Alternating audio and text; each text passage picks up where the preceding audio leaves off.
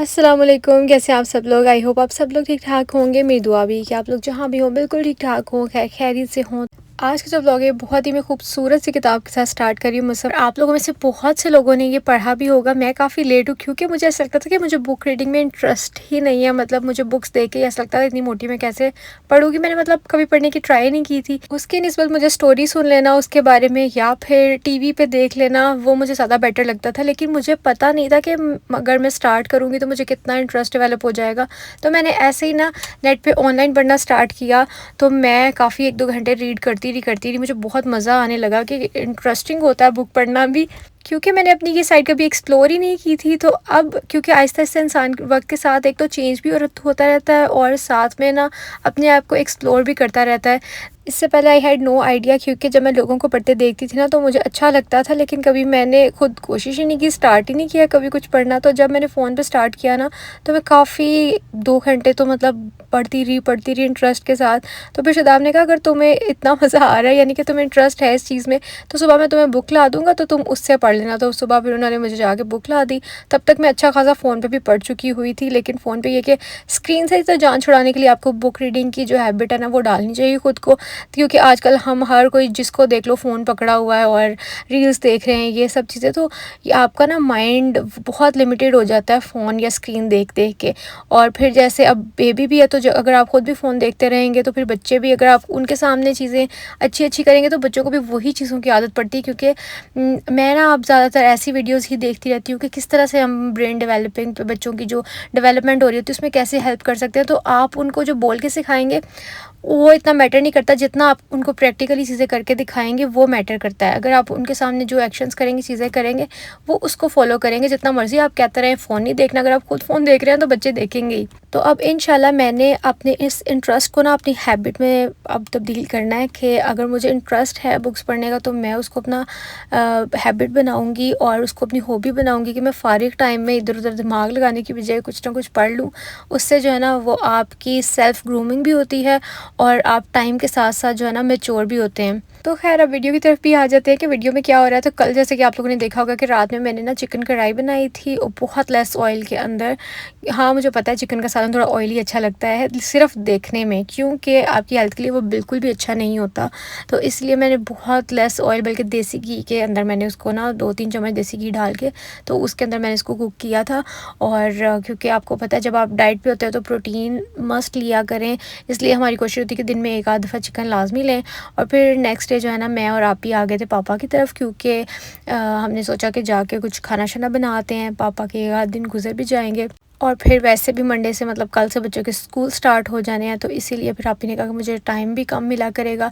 तो मैंने कहा चलें आज फिर हो आते हैं। और आप ही ने सोचा कि मैं पुलाव बना देती हूँ और मैंने सोचा कि मैं आलू गोश्त बना देती हूँ क्योंकि पापा को आलू गोश्त पसंद है। तो मामा जैसा मैंने जो है ना जैसा उनसे तरीका सीखा हुआ मैंने आप लोगों के साथ भी आज शेयर किया है कि मामा लहसुन जो है ना वो जवे वैसे ही डाल देती हैं, क्योंकि वो जब बुनाई करते हैं वो सारा मसला जाता है तो उसको आपने बिल्कुल भी ग्राइंड श्राइंड नहीं करना।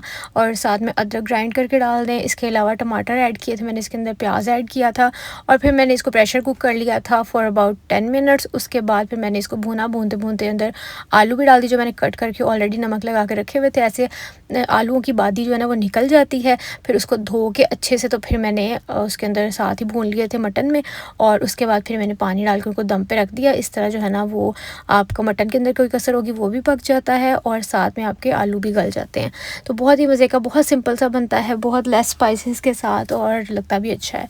उसके बाद फिर मैं आके अंदर बैठ गई थी और बस मैं जो है ना वो किसी चीज़ के भी बारे में जुनूनी हो जाती हूँ। तो आजकल मुझे बस ये बुक ख़त्म करनी है तो मैं वो पढ़ने लगी थी फारी टाइम में। मुझे इतनी नींद आई फुल लाइक। तो ये भी बड़ी अच्छी बात है कि जब आप स्कूल टाइम पे याद है जब आप कुछ पढ़ रहे होते तो इतनी नींद आती थी, तो इसलिए मैंने जो है ना वो साइड पर रखा और मैं सो गई थोड़ी देर के लिए।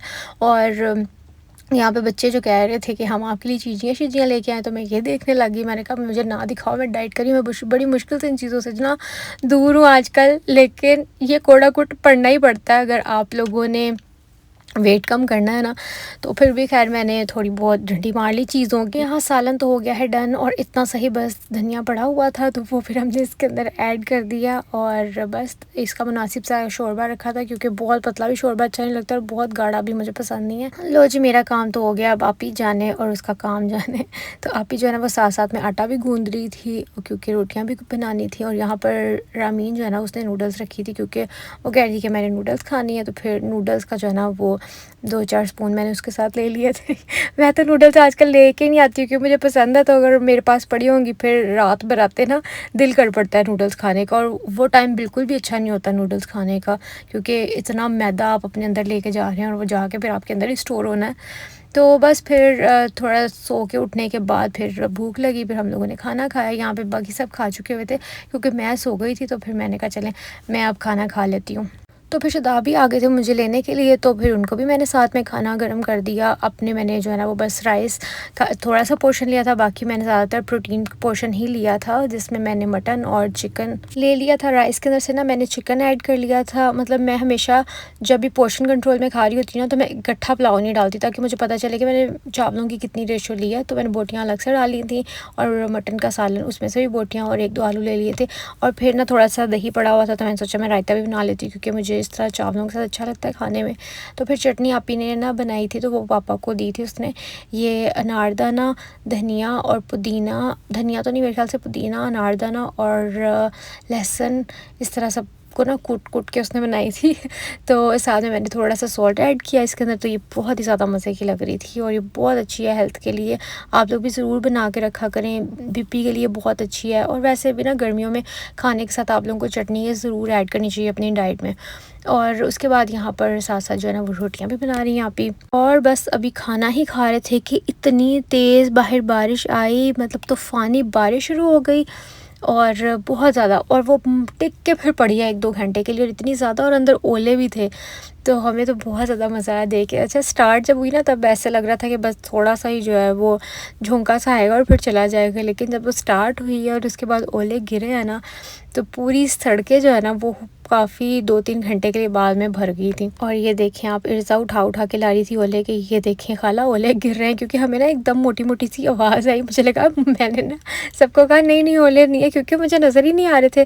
तो मैंने कहा मुझे ऐसा लग रहा मोटी मोटी ज़्यादा मतलब तेज़ बारिश गिर रही है, लेकिन फिर इर्ज़ा ने मुझे ला के साबित किया। और फिर जब हम रास्ते में वापस जा रहे थे ना, हमने कहा इससे पहले कि ज़्यादा बारिश और तूफ़ान आए तो हम बस यहाँ से निकलते हैं। तो फिर सही हमारी छत पे ऐसा लग रहा था, मतलब गाड़ी की छत पे ऐसे लग रहा था कि अंदर ही बस ओले आने वाले हैं छत से। बस फिर हमने अल्लाह का नाम लिया और निकल पड़े घर के लिए। और मौसम तो बड़ा ही प्यारा, मुझे तो खैर ये बारिश वाला मौसम बहुत ज़्यादा पसंद है, लेकिन फिर भी आपको पता जब भी बारिश हो रही हो तो आप लोगों को ज़रूर दुआ करनी चाहिए कि ये वाली बारिश रहमत वाली हो, ज़हमत वाली ना हो, क्योंकि बहुत से लोगों के कच्चे घर होते हैं और बहुत ज़्यादा जब बारिश आ जाती है ना तो उनके लिए बहुत मुश्किल हो जाती है, बहुत नुकसान हो जाता है। तो इसीलिए हमेशा बारिश में यही दुआ करनी चाहिए। और एक बात, जब बारिश होती है ना तो मुझे पकोड़ों की या चिप्स की, मतलब कोई भी फ्राई चीज़ की इतनी ज़्यादा क्रेविंग होती है कि मेरा दिल करता है कि मैं अब भी फ्रेंच फ्राइज़ खा लूँ, लेकिन मैं रेजिस्ट करती हूँ। क्योंकि आपको पता है अब बंदे को अपने आप को ना रोक के, अपना दिल मार के फिर ही डाइट करनी पड़ती है। ये देखें, अब आप लोग देख रहे हैं सड़कों का क्या हाल हुआ हुआ है, इसलिए मैं सोचा मैं आप लोगों के साथ शेयर करती हूँ। फिर वापसी पे ना मतलब आहिस्ता आहिस्ता आते आते हमारी काफ़ी हद तक बारिश कम हो गई थी। फिर मैं जलालसंस पे रुकी और मैंने यहाँ से चाय ली, क्योंकि चाय पीने का बहुत ज़्यादा दिल कर रहा था मेरा, और मैंने आज सुबह से पी भी नहीं थी। मैंने सोचा था आराम से चाय पीऊँगी बाद में।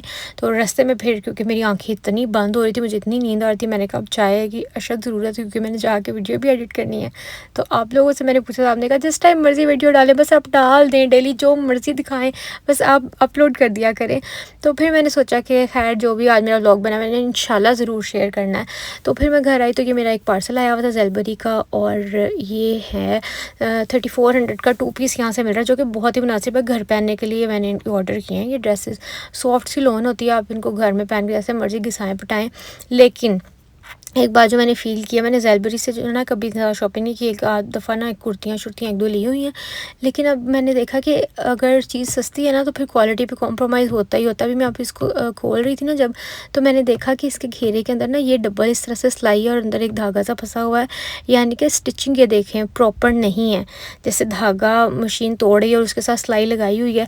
फिर मैंने उसको ना तोड़ना चाहा, मैंने कहा कि शायद नीचे डबल सिलाई थी ना, तो मैंने एक उधेड़ी तो उसके साथ दूसरी भी उखड़ गई। तो अब मुझे दोबारा से वो ना खुद से तुरपाई मैं कर लूँगी, लेकिन दिल तो कर रहा है कि जाके कंप्लेन करूँ। फिर जब मैंने दूसरा सूट खोला, मैंने कहा चलिए इस पे देखती हूँ शायद वो चीज़ ना हो, लेकिन उसके घेरे के ऊपर भी वही धागे का मतलब सिलाई का इशू है। वो भी मैं अभी आपको दिखाती हूँ। तो जब भी आप मतलब प्राइसेस आपको कहीं से रीज़नेबल मिल रही हो ना, तो उनकी क्वालिटी ज़रूर देखा करें। ये देखें फिर से नज़र आया आपको? चलें मैं अब चलती हूँ। अल्लाह हाफ़िज़ जी, बाय बाय।